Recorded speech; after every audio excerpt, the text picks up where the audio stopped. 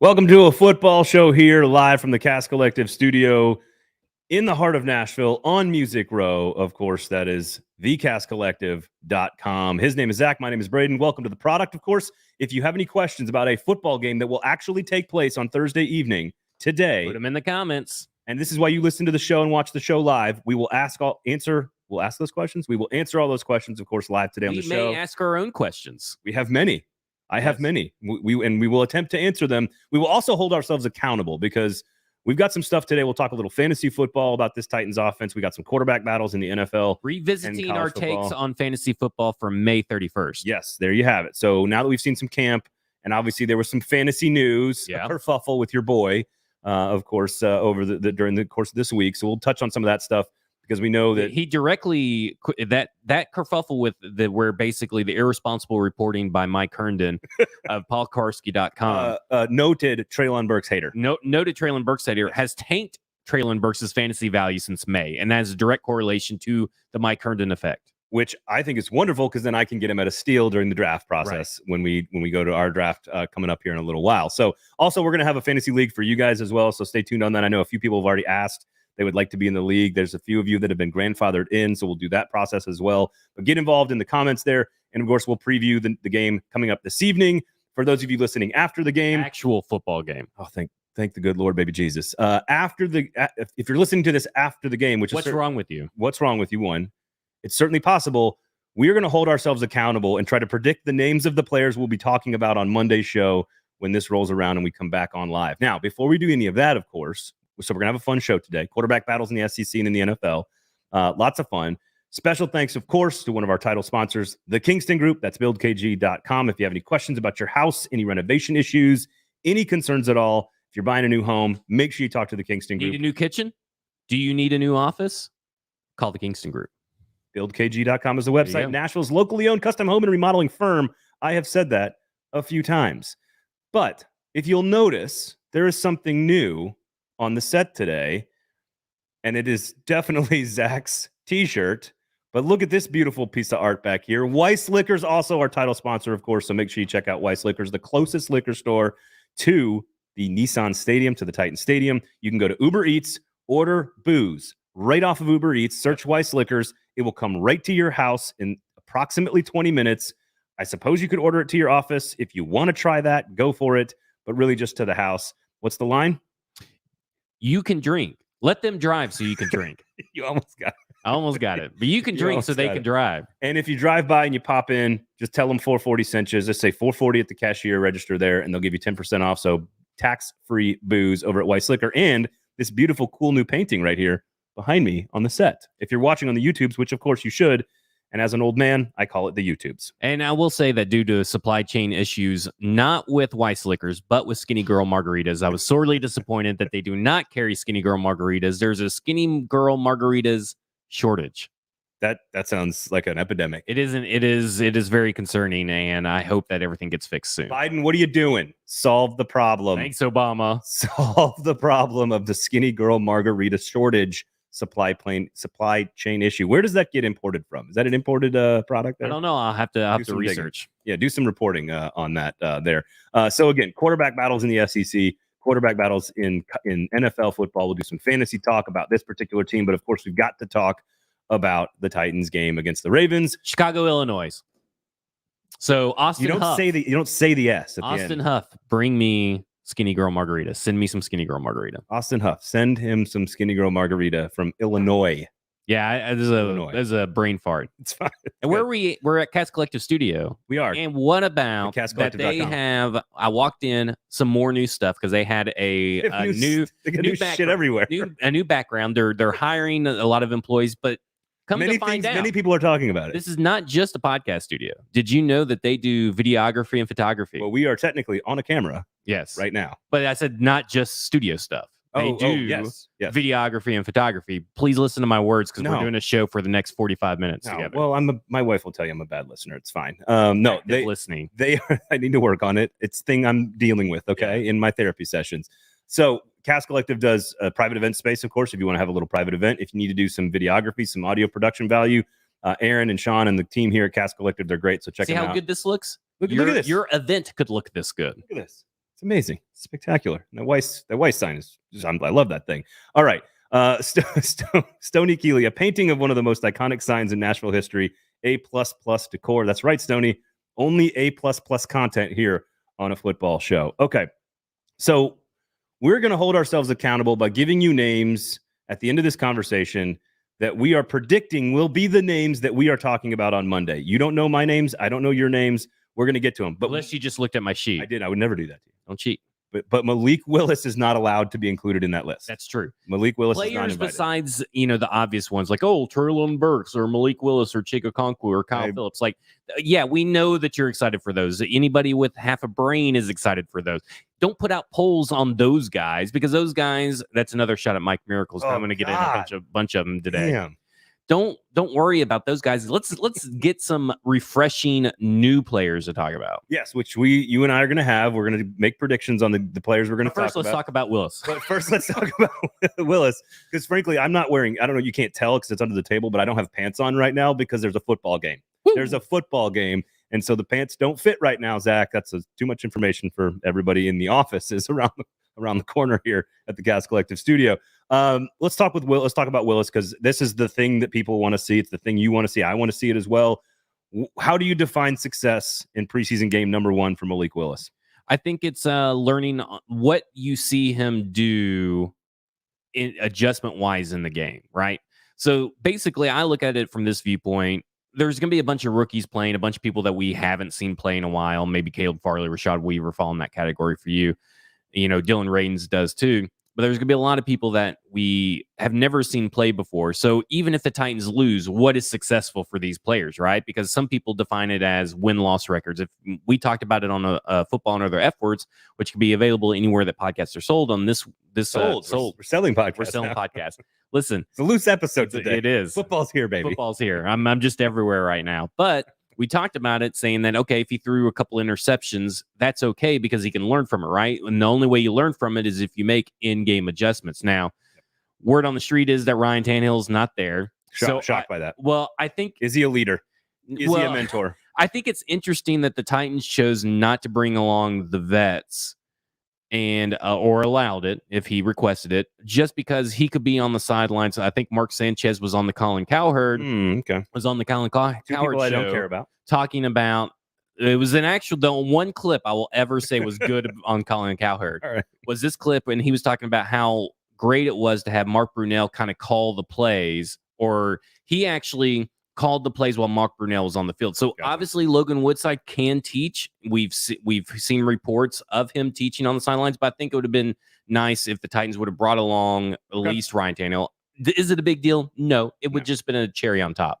But it's all about the in-game adjustments for me. If he goes out there and he makes a mistake on one play and it causes an interception, I want to see that play ran again in this game and see him execute it. I like that a lot. I think to me, like the baseline of this, and this goes for all these guys, especially the ones that we know are starters, of the very few that might actually get reps. I think Caleb Farley is one of them, of course. Yeah. At the right tackle position we'll talk about. But like the guys that, like, the key is get reps, put up some tape, hopefully good tape, but put up some tape and then get out of the game healthy. Like that's really the number one goal, is to get reps, put together your tape, and then get out of there. But I'm with you with Willis. And I think Pat O'Hara said this, you and I have talked about this, like he's good off rhythm. He knows how to run around and make plays. I want to see the throws. Like you just said, make the throws, even if they're bad, so that we can learn from them. There's going to be a wow moment where he runs around and does something special, and we're all going to go, ooh, it's going to be great. And we'll all be very aroused by it. But I think what matters is how many times is he throwing in rhythm? How many times does the ball go where it's supposed to go, as far as which decision he made to throw to which player? And then we can learn after that. But I want to see him make the throws. And I think there's going to be a couple passes knocked down. This will be my prediction for Willis. He's going to have one or two spectacular running plays where the people are screaming, get down, get out of bounds, get down. There's going to be one or two where it gets knocked down. He's going to have a couple of bad throws. And then there's going to be a couple of throws where you just go, that's it. Right. That's it right there. That's the throw that he just made from the right hash on an out route across the field to the opposite hash. And it got there on a dime. And I think it's going to be a mixed bag. Don't overreact. Well, it's kind of like when you do the orange and is it the orange and white game for UT fans? Yeah. You know, when you have the redshirt freshman come in and play a couple of snaps in that game, it's like it's about the future, right? the term that I've seen Bleacher Report use, but now also Jeremy Fowler of ESPN use is red shirt year. He's a red shirt quarterback. So you got to approach it as he's a freshman. He's a freshman. Yes. Yeah. And I think what you can tell is he's got a good head on his shoulders. So any mistake that he has, he'll be able to, just shake it off. And the Titans are happy with his progression. Not happy enough to ditch Logan Woodside and go no security net, underneath them. But I think when you, at the end of the day, that's what you're looking for at this game, is just looking for the plays that you knew Malik could make. Let's look at the plays that we knew that Malik couldn't make coming into the draft process and see what he does with those plays. And honestly, to that exact point, like, I don't know if we're going to learn how much progress he's made tonight or on Thursday night. I think by preseason game 3 is when you're going to see, like, we're going to know, oh, he hasn't corrected that mistake. Oh, he has corrected that mistake. So I don't think anyone should overreact to anything they see tonight, good or bad. It's almost about the tape compared to the next tape and the next tape and the next tape. Well, everybody's going to overreact to everything. It's 2022 and there's Twitter. I got it. Sophie, by the way, says she's watching us live from California. Keep up the good work. All right. On Monday, we learned we were international. We are clearly coast to coast now. Yep. There's no question about that on a football show. Hemisphere to hemisphere, possibly. That's sure. I'm a big equator guy. Yeah. Kevin says if there were multiple away games, it'd be one thing, but the next two games are at home, so it's a cool benefit to stay home all the way through. That's a valid point, to just have them never have to travel. Yeah. For like the first 3.5 weeks of the preseason. It's not a bad idea. Then you got the home game to the home opener. Yeah. So week 1. All right. So anything else on Willis? Are we good on Willis? I think so. Okay. Because again, if you want more Willis talk, we talked a little bit more in depth on some of the other things that you should set your expectations for on Football and Other Efforts. So are we going to learn anything about any position battles on the starting lineup for the Tennessee Titans at all? I don't think about, as far as, okay, if Dylan Radins gets to start today, does that mean that they view him as a starting right tackle? No. But I think you will get answers on who's ahead in the competition, who looks the best. And that same goes for Jamarco Jones, who's apparently put together some good practices, according to Jim White at TennesseeTitans.com. But then again, nobody's watching. So maybe when everybody's watching night, he goes back down and sucks. So we'll see. We'll see what he is. So you think we'll get an actual view of some of the left guard competition, some of the right tackle competition. But other than that, I think the vast majority of the position battles that we are going to see in game 1 and probably game 2 to some degree our wide receiver 5, 6, and 7, our cornerback 4, 5, and 6, our defensive lineman 5, 6, and 7. The back end of this roster and the cornerbacks are going to get a lot of work. No Roger McCreary today. Assume no Christian Fulton. I would assume, yeah. And I would assume we know no Elijah Molden. So we know it's Caleb Farley, Shakir Brown, Trace Willing. Do you want to talk corner? Do you want to talk DBs then? We can talk about DBs because I think DBs is one of the great areas to focus on, because it's Shakir Brown, it's Greg Maben. It is I like the Swilling kid a lot. It is all those guys that are going to be battling and going to get a lot of reps. I am curious about how much you want to see Caleb Farley. I know we all are desperate to see him. I'm good with knocking the rust off. I think the Titans are having him travel for a reason, not for one drive or two drives. At what point?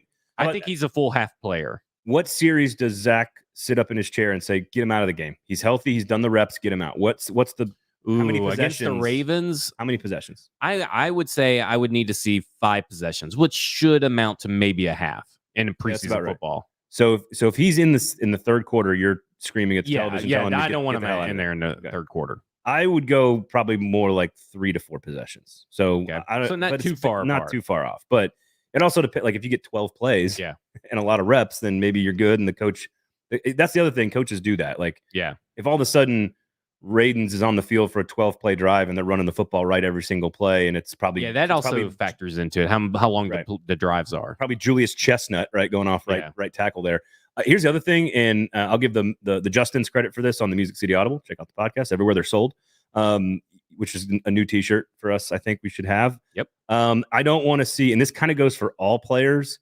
I don't want to see one drive on, one drive off, one drive on, one drive off. Kind of like what they did with Woodside and Barkley last year. I think that's counterintuitive to get anybody getting into a rhythm. Yes, give if MPF starts, give him a quarter. Yeah. If it's Radin that starts, give him a quarter, and then give the other guy the next quarter. Like whatever you're doing, just give it some time. If it's going to be 4 total series, Give 1 2 and give the other one 2. Don't be going back and forth. Again, one of my players that I think we'll be talking about on Monday plays at this position. So I think we should just go ahead and just weave them in. Just want to weave them in? All right, your first guy is in this cornerback group that you are guaranteeing we will speak about as a star player, a noteworthy performance. Yeah. Shakur Brown. Okay, I like it. I think he's going to have the ample opportunity. He's been making at least one play that has everybody talking about every day at practice. True. He's going to have a lot of opportunity to make some plays against lower level talent or talent probably near his level. Okay. So I think he'll probably walk away. I may even make the bold prediction. I think he walks away with an interception. Oh, I like that. I do love this cornerback battle. Like this is, Chris Jackson, I expect. I'm assuming he's going to get plenty of reps, but yeah, you look at the defensive backs in general, because you also have a rookie in Theo Jackson.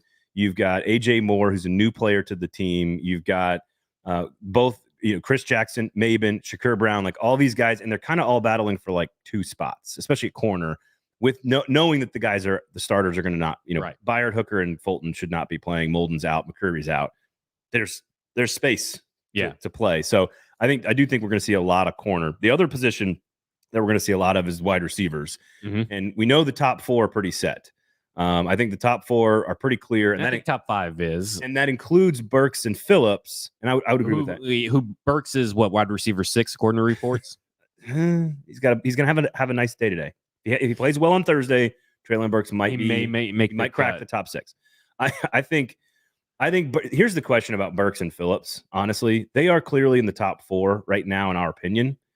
How much do you want to give them? How much lather? They need to experience NFL football, but how much at this stage is a big question for me. Yeah.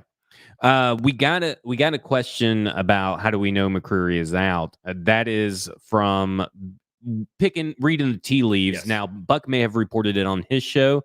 He told me that he didn't think he was there, but I didn't get to listen to his show today. And then Jim White also alluded to the fact in his article. Now, Jim White, McCreary has missed a few practices, according to reports. So there's a good chance he's not there. He may be there, not dressed out, and may not play, but he may be there on the sidelines. But I don't think they're going to risk playing him in a preseason game 1 if he was on stationary bikes just a few days ago. I feel like this is a pretty fair assumption. If you don't know if a player has traveled with the team and reporting that one way or the other, no matter who you are, there's a pretty good chance that it's not worth the risk. Yeah. So and again, McCreary being as mature and as evolved and as polished as a player as he is, again, this is the same thing with Molden. I'm not worried about Molden missing this time because I think he's already, and he still could be there. He just may not play. That's right. I think he may still be there on the sidelines to learn, but he may not play. No, I think the Maben, Brown, Chris Jackson, that group, and then again Farley number 1. I want to see, but I don't want. Yeah. Again, 3 to 4 series at the most. So wide receiver. Sorry, you got us off track. Yeah, it's all good. The how many series do you want from Treyland Burks? How many do you want from Kyle Phillips? I actually want to see more Burks and less of Phillips, if that makes sense, because I think Phillips is kind of like McCreary. You kind of know what you got. I mean, reports coming out of camp that basically we haven't quite figured out a way to cover him yet. Now, that's the Tennessee Titans defense. Maybe the Ravens defense figured it out with no tape. But I think that in the end, I think if Treyland Burks was going to play 4 series, I think Kyle Phillips maybe plays 2. I think that's fair. I think that's probably more than. I think they want to see Mason Kinsey, and I think they want to see these other guys a little bit more. I think you're over. I think it's like two series for both, and that's it. I don't think he'll play 4. Okay, I was just using that as an example of division, and I would say they're both out there for the first 2 series with Willis, and then they're out. I think it also depends on how the series goes, and I think that should be a caveat for everything. If it's run, and Treyland Burks is only in there for really 1 play, then they're not going to see enough. I think they're going to want to at least get I think they want to target Treyland Burks 3 or 4 times in this game. I would go. So I would almost go targets more so. How much long do they play? So Kyle Phillips probably gets like 2 targets, but I think 3 or 4 for Treyland when Malik Willis is in. I don't know if Logan Woodside can target anybody besides Jeff Swain. Poor Logan Woodside. All right. So here's what I would like to see and what I hope to see. And if we come in on Monday, I hope we're talking about a wide receiver set of Des Fitzpatrick, Racey McMath, Mason Kinsey, and Josh Malone with some Reggie Roberson mixed in. I want to see those 5 guys targeted as many times as possible, in as many different situations as possible, in as many different routes as possible with both quarterbacks. I want to see those 5 guys throwing the football all game long. Well, Racey McMath, you will be talking about that on Friday or on Monday. Number 2? Number 2 is Racey McMath is going to be the star. I think that Malik Willis, Reggie Roberson, and Racey McMath are going to connect on multiple deep passes. Big deep shots. I think they're going to throw in a lot of deep shots while it's preseason game 1, and why not? And I think they're going to want to get Racey McMath comfortable in a game throwing the deep shot.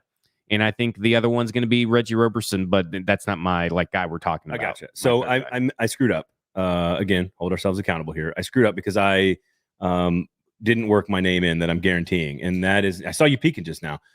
Theo Jackson is a name that we were talking about on Monday. We are talking about Theo Jackson as the guy who flashed on film. You know that phrase, he flashes on film. They're going to play him all over the field.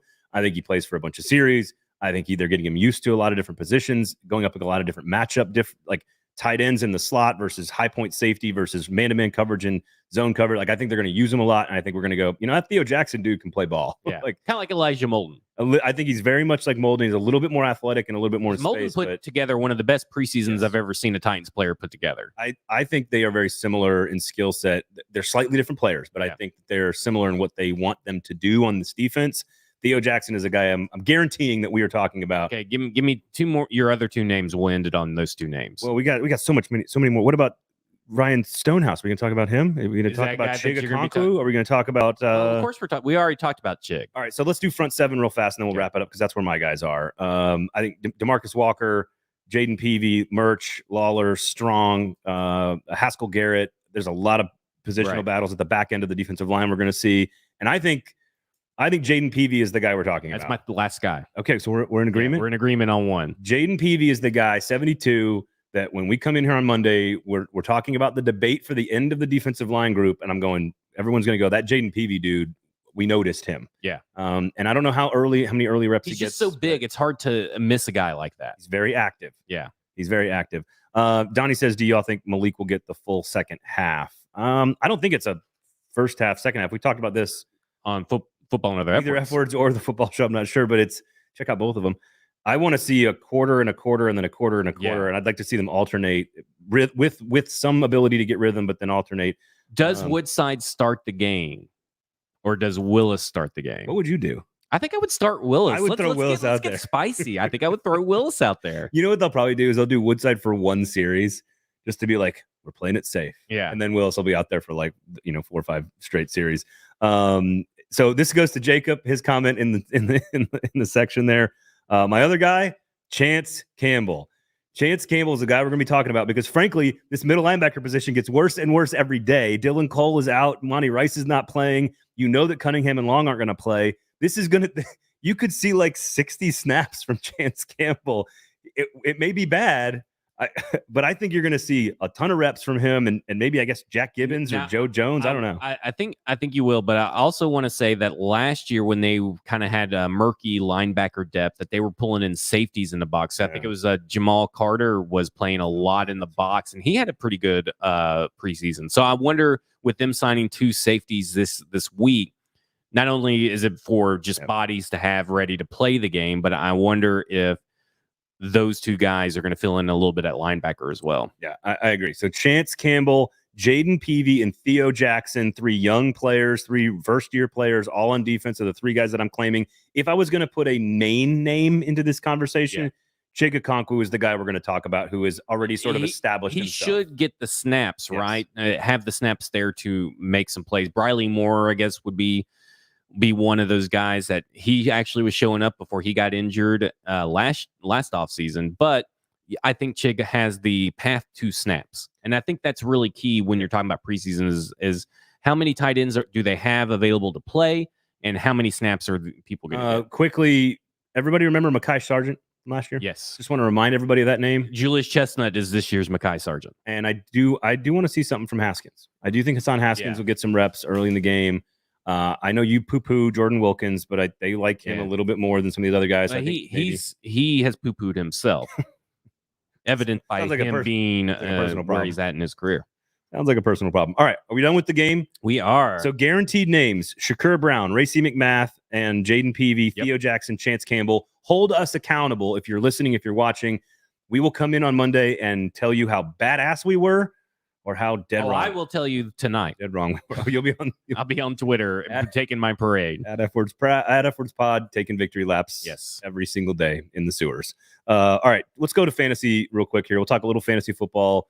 About this team after a couple of weeks of camp, seeing the depth chart. What do we think about where this team? Because it stems from May 31st. I actually wrote down what I said. I went back and listened to the show and wrote down what I said, and I kind of want to see where everything landed since then. Oh, so it'll be interesting to see. Okay, want to start off with Ryan Tannehill? Let's start with Ryan Tannehill because I was looking at a lot of different rankings of his, and this is the beauty of fantasy football. Like you consume all the rankings, and then you have to make your own choice. Your own board is critical to make your own big board. When it comes to your fantasy rankings. And I've seen Ryan Tannehill anywhere from 20 to 24 in these rankings. And while I am not going to stand here and say that he's going to be a fantasy starter, I think that ranking is pretty stupid. Well, he's been at least a quarterback 12 in every season he's played with the Tennessee Titans, including when he only played half the season in 2019. And right now, I said back then he was in the 14th round and he was quarterback 22. When we talked to him May 31st, now he is in the 15th round. It's quarterback 24. And I said that he's easily going to finish a quarterback 12 this year. I don't care what anybody thinks. I think he will get the quarterback 12 because his interceptions are going to be less. So that's a starting fantasy quarterback. He is a starting fantasy quarterback. I disagree with that. I think that's ridiculous. Look what he did last year, and he was a starting fantasy quarterback. I hear you. So if you think he's going to be better this year, other players change. Yeah, but you're talking about because you said beforehand you would draft Trevor Lawrence, Mac Jones, definitely not Mac Jones. Sorry, Trevor Lawrence and Deshaun Watson possibly over Ryan Tannehill without taking out Watson's stuff because you consider Watson undraftable based on his moral stuff. So I mean that's a personal choice. Yeah. If you're in it to win it and very cynically and you think he's going to play 12 games, then you draft, especially in a keeper league, you draft Watson. But so here's quarterback 10, 11, and 12, according to just ESPN's rank. I'm just using ESPN just for the sake of it. Joe Burrow, Russell Wilson, Matthew Stafford. He is not going to put up – now, Matthew Stafford's arm issues aside, let's say he's healthy. He is not going to score more fantasy points than those three guys. Now, is 24 – 24 is absurd. 24 is stupid. I would have him in the – like Derek Carr, to me, if you're looking for a steal of a quarterback, Derek Carr is ranked 14th in rankings right now. I would take Derek Carr as a starting. I think that good dude's going to throw the ball everywhere and going to put up huge numbers with a bunch of dudes. I would take Derek Carr before Tannehill 10 times out of 10. So I'm based on the value that I kind of agree with that. I don't know what round quarterback 14 puts him in, but in my mind, I'm thinking if I can wait all the way to the 15th round to get a quarterback like Ryan Tannehill, then what I'm looking at is how good is my team going to be at the skill position players because I waited to get Ryan Tannehill. And is there enough? Does Matt Stafford, what you get with Matt Stafford, make up for what you get with the rest of your roster? So here's the strategy I would deploy. If I can get Derek Carr at QB 14, which to me is stupid value, I'm coming back the very next round and taking Ryan Tannehill. Does that make sense? Like if you're waiting to 14th round to draft your quarterback and you can go Derek Carr and then Ryan Tannehill back to back. So you've got one of the worst quote unquote starters, but maybe the best. What's his actual ADP, Derek Carr? I don't have that. I don't have that. Actually, you know what? Maybe I do. No ADP here. No ADP. But he's got him. ESPN has him behind Carson Wentz. And I can't do that. It's just I can. It's ridiculous. It's kind of ridiculous that the only two quarterbacks that are being drafted that are worse than Ryan Tannehill are Baker Mayfield and Jared Goff. Which Baker Mayfield is being done higher than Jared Goff, which I think is kind of crazy because I think Jared Goff was having a good year last year in comparison to what you want for fantasy. So if you're looking at Derek Carr, he's being drafted in the 9th round. So you can wait 6 rounds technically based on ADP to get Ryan Tannehill. So then that's where I would do. I would wait on not rounds 8, 9, and 10 to get my starter, and it would be in that, Russell Wilson, Matt Stafford, Derek Carr, Trey Lance, Kirk Cousins category, and then I'd come back and get Tannehill even later, 5, 6 rounds later. and I think that would be one of my better quarterbacks. The point is 24th best quarterback in the NFL is statistically insane. It's ridiculous. That just goes to show that if you're in a Titans heavy fantasy group, you don't get these advantages. You don't. So if you got to be in a group that is spread out far and wide with different allegiances and stuff, because people do not pay attention to the Tennessee Titans, we know that, right?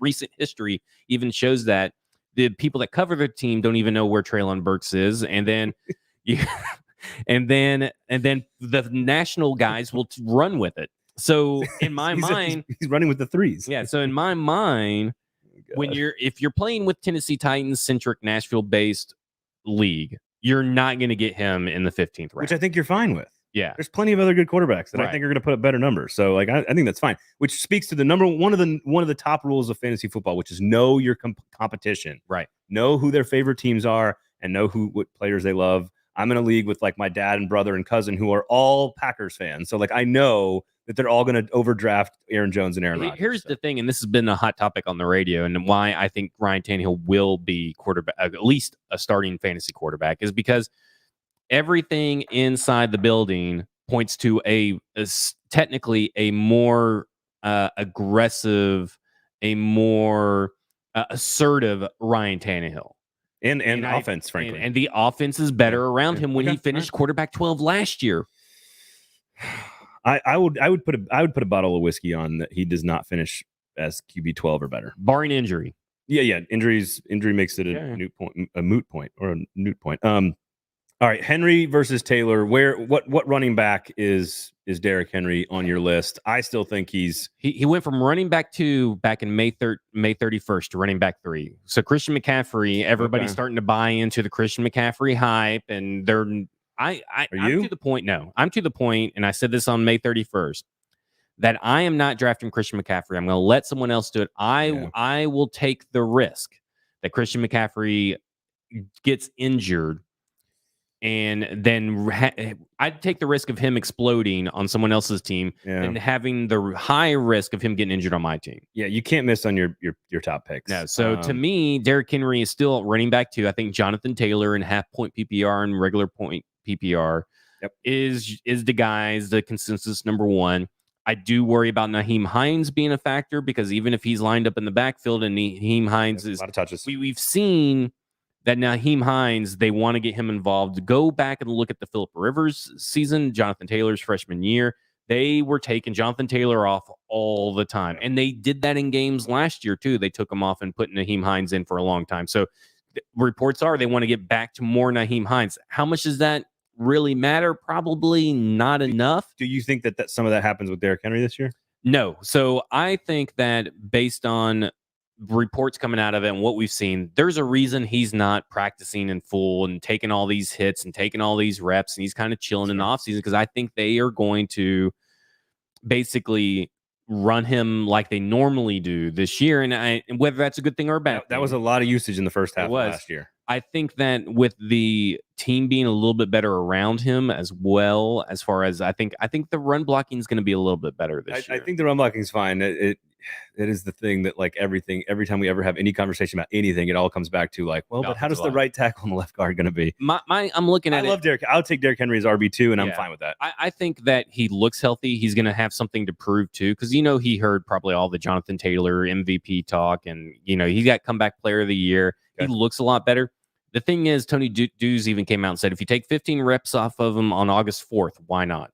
So he's not going to play the entire preseason. So there's more reps coming off of him. So to me, Derrick Henry is your running back 2, and I feel safe taking him over guys like Nick Chubb. I feel safe taking him over Christian McCaffrey, these other named running backs, when really you should be asking yourself, do I take Derrick Henry or Austin Eckler? Do I take Derrick Henry or Najee Harris? I would take. Oh God, I do. See, I mean, but Austin Eckler is a force in the passing game. Oh, I love Najee Harris. So that's where you kind of look at it. It should be between those guys, not between Derrick Henry and Nick Chubb, not between Derrick Henry and Christian McCaffrey. So to me, McCaffrey, Chubb down a peg because of injury. I know this is going to sound hypocritical because Derrick Henry got injured last year. I get that, but I think he's more injury proof over the course of his career than those two guys. Harris, I'm knocking down behind Henry because of the quarterback situation in the offense, even though we know that they feature him. Eckler's an interesting one. I could see Eckler It's with a that tough offense, with decision that if you're quarterback, right I there could- at that second spot, because then you that. got that second spot. You can go zero running back strategy because you have guys like Cam Akers, which is continuously being disrespected. DeAndre Swifts of the world. DeAndre Swift. I'm not a big DeAndre Swift. Okay, fan. I'm just saying he's going to be a but second or third round pick. Like, there's guys you can get later, and you can go Devontae Adams, you can go Cooper Kupp, you can go those other receivers, Stephon Diggs. How do you feel? Like this is an interesting situation because this is a true story. My two favorite teams in the NFL are the Packers and the Titans. Just in general, my goal every year as a football fan is to see them play in the Super Bowl. Like that's my goal. I had Devontae Adams and AJ Brown last year, my fantasy team. They have both been removed from my two favorite teams. How do we feel about like hate drafting someone? So then in case this is my theory. In case he does go off, Adams will. In case AJ Brown does go off, you hate that it happens. You hate to see it because you don't care about him anymore and he's on the Eagles. But don't you want to hedge your bets and gain something from him going off if you got him on your fantasy team? I'm all right? for that. Like if I used to do that with Colts players like Peyton Manning. I hate Peyton Manning, but hey, if he's going to come in and if he's going to come in and beat the Titans, I'm at least getting 3 touchdowns out of it. I've drafted Chase Utley so many years in fantasy baseball because I fucking hate the guy. Yeah, I just hate the guy. He's a terrible human being. Go Mets, first place, baby. Pass all right. So right now, according to ESPN, Treyland Burke's 48th wide receiver and Robert Woods 46th wide receiver in keeper leagues. Treyland Burke's is way undervalued. So in half point PPR from Fantasy Football Calculator, which is constantly updating all the time. So I use fantasyfootballcalculator.com. Shout out.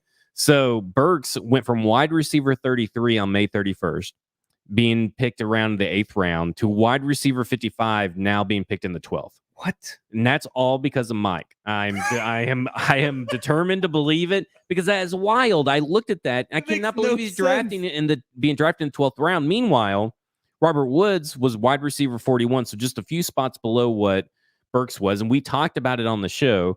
I said that I think Woods is the better value. If I'm taking someone in the 8th round out of those two guys right now, I'm taking Robert Woods. So it's corrected itself. So now Woods is in the 8th round, and I'm looking at it, and even Phil Yates of ESPN Fantasy, he even says that Robert Woods may be the most disrespected player in the fantasy draft because, to me, camp reports are coming out about essentially that he and Austin Hooper safety valves, when you kind of look at it, Robert Woods is just a dependable guy. He should be ready. He's obviously not going to play, but he should be ready for all intents and purposes. And I think him not having a knee brace has got to be part of the moving up the list, right? Like I think that people are just overreacting to Treyland Burke in general.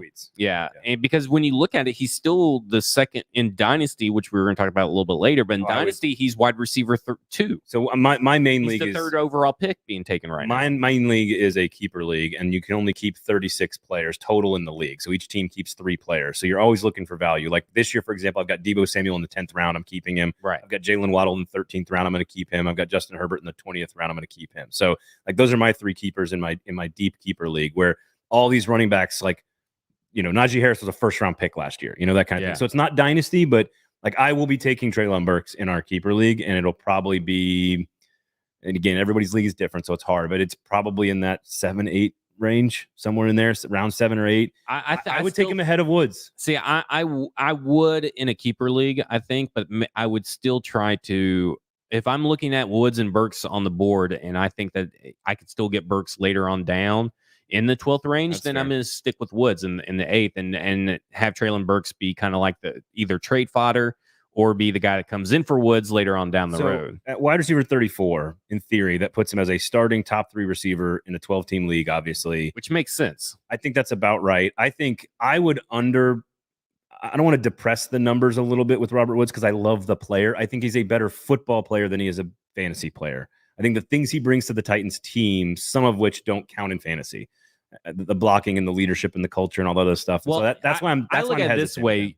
The Titans are one of the best of the last 3 years of red zone offense.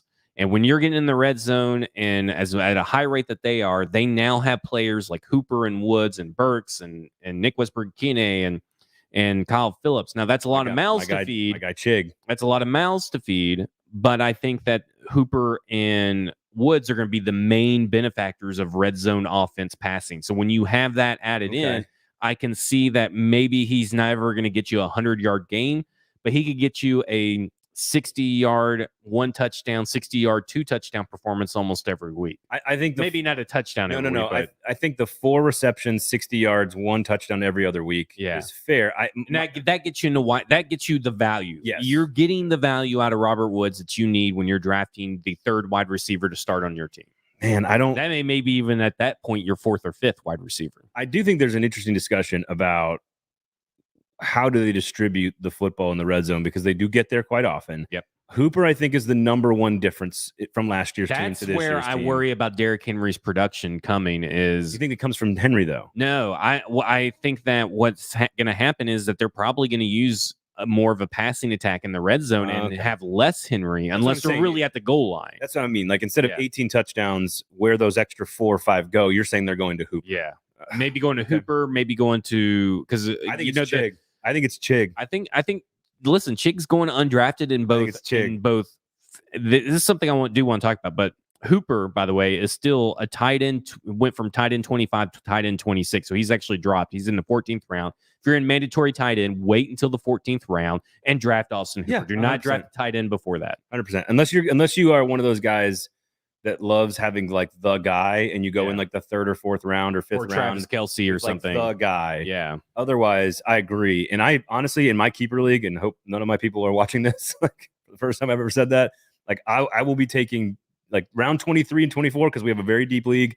I'm taking Chig on my squad because I like Hooper is not a long-term solution. No. Chig is going to be the guy, and so, I think he could score 3 or 4 touchdowns this year. When you're looking at Dynasty, only 3 tight ends, and we'll switch off to Dynasty now, okay?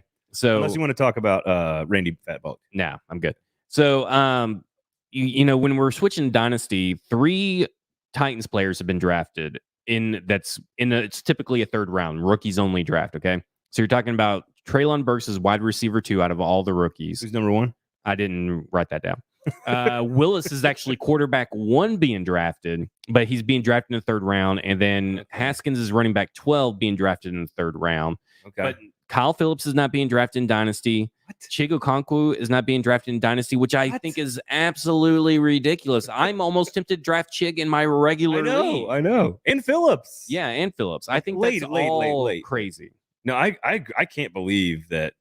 I want to know who the number 1 receiver is. I don't know if I can't imagine it's either the Ohio State guys. Maybe it's Drake London. I don't know who the Drake London. Drake London's number 1. Okay.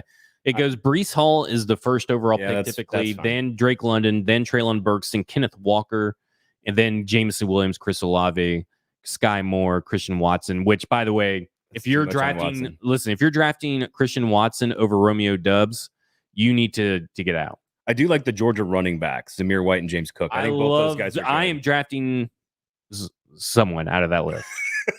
I can't give away my secrets. It's so tricky doing fantasy content when you know your people in your league are watching. But I think that eventually, with the news coming out of the Jameson Williams, Christian Watson is just too high to me, and I think Sky Moore is way too high. I think George Pickens should be above both of those guys, and I think Romeo Doubs should be against both those guys. If Pickens is right and he is focused, George Pickens could be way high on that. And Wan'Dale Robinson, I think that guy. Listen.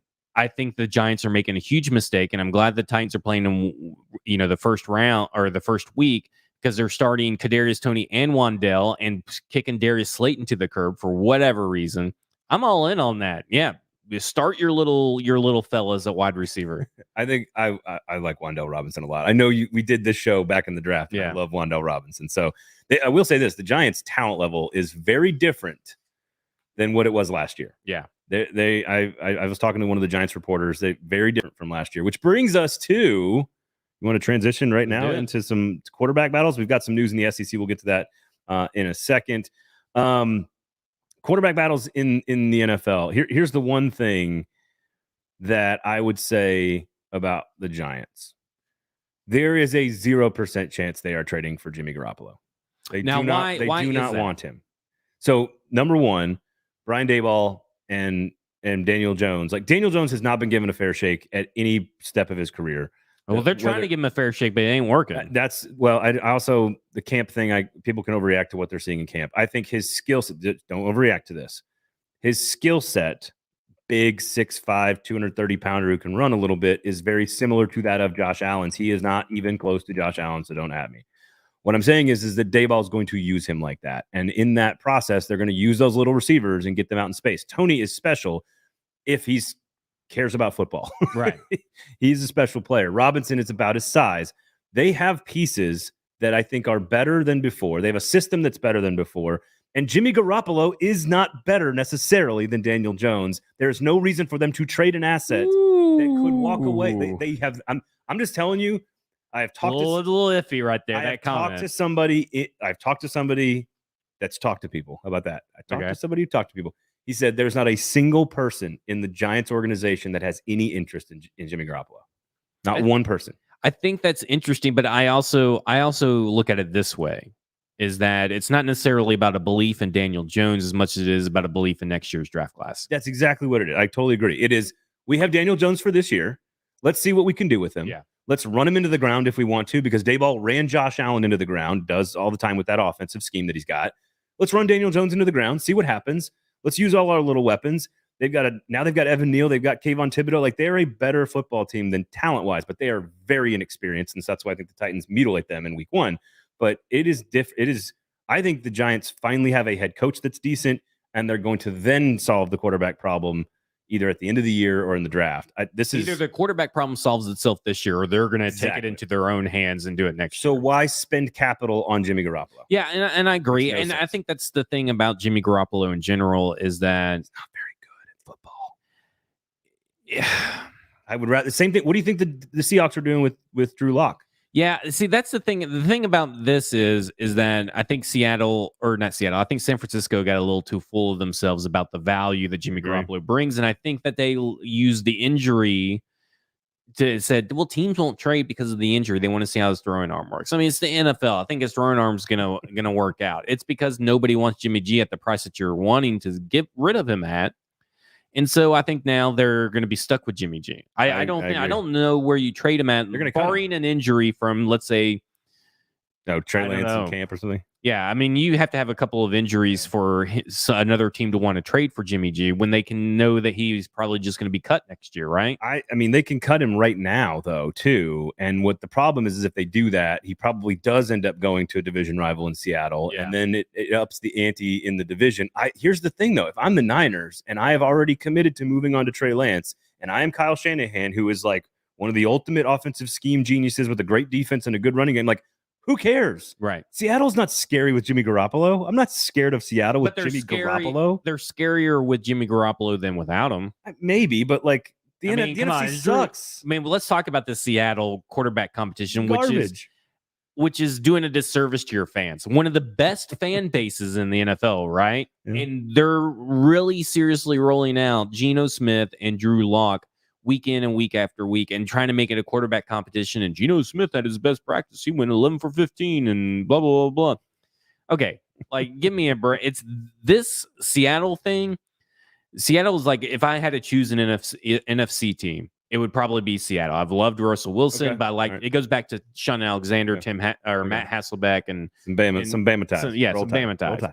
So I love the city of Seattle. But I have no desire to draft anybody in Seattle in fantasy football because I do not want to have to watch a Seattle game. It's bad. And unless I'm watching the other team that they're playing against. I'm with you. I'm okay with that. And the same thing for Carolina. I'm out on Carolina players. I think that Matt Rule and Ben McAdoo are a match made in heaven. Co-starters. Match made in hell.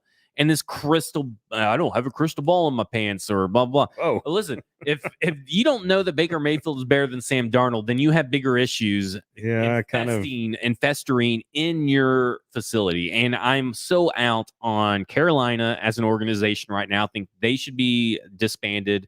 And let's go ahead and disband Seattle too for temporarily so an infesting and festering both. Yeah. That's a really big personal problem. Yeah. I agree with you in general that if it's not Baker Mayfield, I don't understand what you're watching at camp.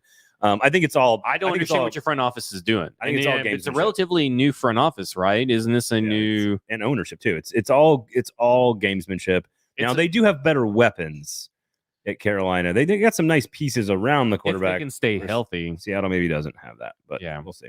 All right. Anything else in the NFL? Actual quarterback battles. I can't believe we actually have quarterback battles. They're just not on good teams. No, yeah, they're very disinteresting quarterback battles. That's true. All right. SEC. We had some news this week. Missouri named their starting quarterback. Brady Cook will be the starter. What do you think about that? I think it's, first of all, what I love about Brady Cook in general is that basically Eli Drinkwitz, the head coach of Missouri, basically spent the entire offseason saying, if you're a quarterback, come on down and hang out with us. The Steelers are in the midst of a three-way quarterback battle. Kenny Pickett, Mason Rudolph, and Mitch Trubisky. And apparently, thank you, Jacob Sane, for throwing that in the chat. Yes, thank you, Jacob. Pause, SEC. Go back to the Steelers. Apparently very underwhelming, too, according to reports, that it's nobody. Like Mason Rudolph might be the starter right now for Pittsburgh, which George Pickens is looking great, but I'm with you. I mean, they just signed. They have weapons. How can nobody look good? That's tough. I mean, I understand Mason Rudolph, but how can Mitchell Trubisky, after being with Brian Daboll and looking good in preseason, can't separate himself from either of these guys? And then I don't think Mitchell Trubisky is very good. So I'm not. Well, who told you about Kenny Pickett? Who you mean? Did you? I said that Kenny Pickett is not going to be very good, and it's going to be all about the landing spot. And talk about a team. Let me say something. Talk about a team that really should have drafted Malik Willis like all the pre-hype thought they would, because I think that Malik Willis would be pushing both Mitchell Trubisky and Mason Rudolph for the starting job. Man, I don't think Malik Willis is that close to being a starting quarterback. I think but if you get him in the second round, more talent. Could you take in a better player with 20 pick and then gotten Willis in the second round? No, I'm with you on that. I definitely agree on that part, because Pickett is. They should have passed on Pickett. I think all the quarterbacks in this class are going to end up probably not being great, but there's a chance that the guy here might be the best one. So we'll give you that. All right. Good catch there, Jacob. By the way, speaking of catches on things we missed earlier, Donovan said, what about, I'm excited to see how disruptive Rashad Weaver is. He is in the same category as Caleb Farley to me on Thursday night. I want to see Farley and Weaver. Those are two guys that got injured in last year's draft class that I think have really big roles in this team that I want to see play well. So back to Brady Cook in Missouri. So good thing, bad thing? So I think it's good that he named him this early in camp. Okay. Always a good thing when the decision is easy. That is always a good thing for your team. But what's interesting about Brady Cook is that his head coach, Eli Drinkwitz, spent the entire offseason saying, please come play quarterback for me. Yeah. Like he tried to get Jaden Daniels. He tried to get all these transfers to come to Columbia. And he said, please come play for me. And Brady Cook looked at him and said, I'm just going to beat them all. And even though Eli did that all offseason, Brady Cook just said, that's fine. I'm going to stay here. I'm going to keep my head down. I'm going to put blinders on. I'm going to compete. I'm going to compete. And then, he played at the end of the year. I think it's good that it happened early. They've got a couple of younger players on that team that could be nice quarterbacks. Missouri's not a great team. They're probably not a bowl team. They're probably one of only two that's not a bowl team. But Eli's a good coach, and I think they're recruiting well, and they need to see some development at quarterback. So just keep an eye on that. If you get Missouri later in the year, Tennessee, I think maybe they could be clicking. The offense could be a little bit more dangerous, and so that's something to keep an eye on there as well. LSU's dropping hints at their quarterback competition. What have you heard about that or seen about that? Garrett Nussmeier is the wild card there. Jaden Daniels, the Arizona State transfer, is there, of course, and then Miles Brennan, who's been injured and been there for like 1,000 years, is there. Mike Denbrock, the offensive coordinator, says we need the guy that can do all the things. That is clearly Jaden Daniels. Yeah. If Jaden Daniels, the problem is the very next sentence out of the offensive coordinator's mouth is, but we need to protect the football. And that is also part of Jaden Daniels' problem. So I think they clearly want Jaden Daniels to be the starter. He's the most talented. So what you're saying is they need a perfect quarterback. They need to we want a guy who makes plays. No, what they want though is somebody like Jimbo Fisher at A&M doesn't necessarily want the guy who runs around. Let's say, whereas this offense at LSU, they do want somebody that can run around a little. You kind of look at Ian Book, kind of that kind of thing. Yeah. So that's going to be a fascinating one. I don't think we're going to know the answer to that question, and there could be some changes happening. Garrett Nussmeier is the wild card because he's the one that could do it all and protect the football. He's just younger and inexperienced, so we'll see. But keep an eye on Garrett Nussmeier at LSU. Auburn seems to be narrowing the field, right? They're going to have a scrimmage on Saturday. They're going to narrow it to probably 2. It's probably already been limited to 3, which is Robbie Ashford, TJ Finley, and Zach Calzada, the guy who beat Alabama last year. Sorry, Zach. I think it is Finley and Calzada to start. I think Calzada wins the job and is the starter from who I've talked to. And then the follow-up on that is that I would not be surprised if Robbie Ashford at some point wins the job later on in the year, especially if things are going haywire on the plains, which we know tends to happen at Auburn later in the year. So just keep an eye on that one. That should be trimmed down to 2 players by the weekend, which again is coming up in a couple days. And let's talk about one of the most important battles in all of college football. One of the most important season-changing, season-defining decisions that any team can make is resting over at Texas A&M. Gig'em. I agree. I think it is the single most important quarterback decision in all of college football, because if they get it right and they pick Haynes King, who is the second-year player who was the starter last year, who got hurt after 2 games, or Max Johnson, who threw like 27 touchdown passes last year and was pretty good, and again was an LSU player last year. It's down to those 2. If they get a guy that makes the offense go at Texas A&M, they could challenge for a playoff spot. They could challenge for an 11-win season and maybe sneak into the playoff. I don't think they're going to beat Alabama. But if they make the wrong choice, this team could easily be 7-5, 8-4, way underachieve expectations, lose to good teams in the West, and be a total dumpster fire. And people be very upset with Jimbo Fisher after all the offseason that he's had, yelling at people and screaming at people, which I'm sure goes over quite well with my co-host here. So I think that is the biggest decision by any coach on any team in all of college football, is picking the right guy to run that offense. And I think it'll be Haynes King, because he can do more with his legs. And if they fit and it works, A&M could be special. If it's the wrong choice, A&M has lived their entire life underachieving. I don't know why more underachieving. I don't know why it would be different. I'll be happy. So that's your update from SEC, as well as all the way around the NFL as well. Stoney says it's not SEC, but man, what is Wake Forest going to do without Sam Hartman? How many people watching this show care about Wake Forest football? That's my question. Sam Hartman is great. I saw this Sam Hartman thing trending, but I didn't know why. Sam Hartman is great. I thought he was a soccer player or something. Sam Hartman is a great quarterback. He's played like 50 games for Wake Forest, got them to the ACC championship game. It is a non-football medical issue that he has to rehab. And from what I have been told is that it is not an off-the-field issue. It is a physical injury that happened in another situation. I think with potentially, we'll call it an upper body injury. How about that? Yeah. And that's a really unfortunate thing because he's a really great player, and it changes the dynamic of the ACC race. So look at that, a Wake Forest question on a football show. Something I did not expect today. You never know what's going to happen in that chat. There you go. Thanks, Stoney, for throwing it out there. I think that just about does it. A special thanks to Weiss Liquors, of course. Check this out right here. This cool sign we got back here. Weiss Liquors, of course. Uber Eats, search Weiss Liquors. They'll deliver booze right to your house in as quickly as 20 minutes. When you go into the store, closest one to the Titan Stadium, to stock up on your tailgate, pop in, say 440, get your 10% off. That's basically tax-free booze. Kingston Group, buildkg.com, of course. Nashville's locally owned custom home and remodeling firm.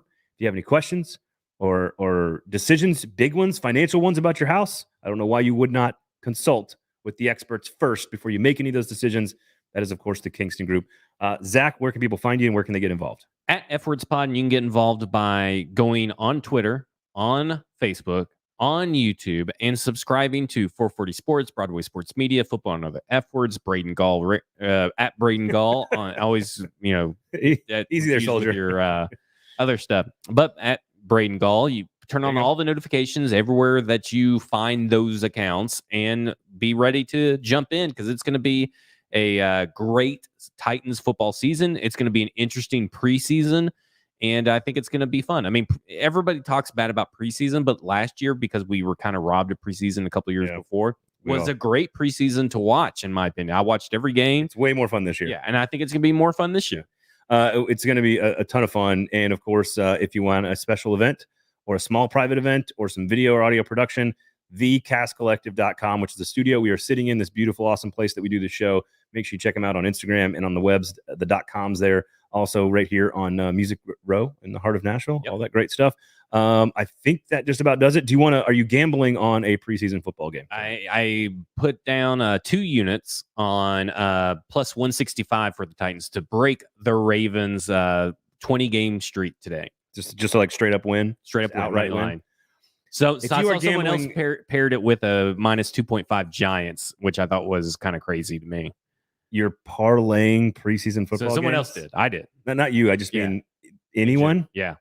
Craig. I don't know if he's watching, but Craig did it. Come on, Craig. That's a problem. That's a sign that you have a problem. You should seek help.